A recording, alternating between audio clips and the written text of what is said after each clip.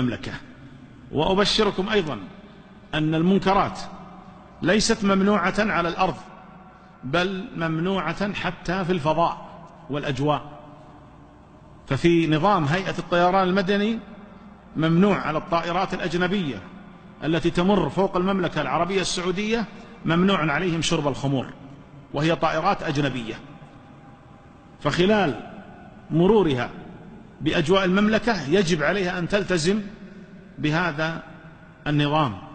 وقد حصل قبل سنوات 3 أو 4 أن إحدى الطائرات الأجنبية مرت فوق المملكة العربية السعودية، وأبى أحد الركاب إلا أن يشرب الخمر، فأخبرته المضيفة بأن هذا ممنوع لأننا نمر الآن فوق المملكة، فأبى إلا أن يشرب. فأبلغت الكابتن، فاتصل بالسلطات السعودية في جدة، فأعطي الإذن بالهبوط، وسلم الراكب الذي أصر أن يشرب، وأقلعت الطائرة مرة أخرى.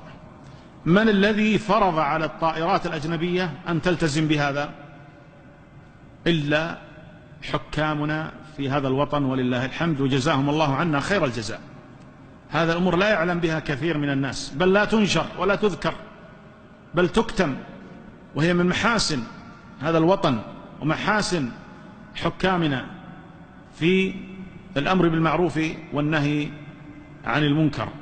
بل إن الخطوط السعودية تفرغ 9 مقاعد في رحلاتها الدولية للصلاة، تفرغ 9 مقاعد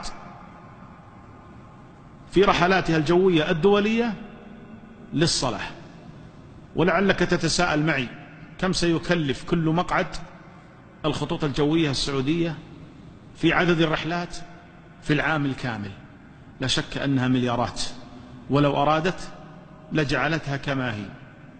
ولكن من حرص هذه الدولة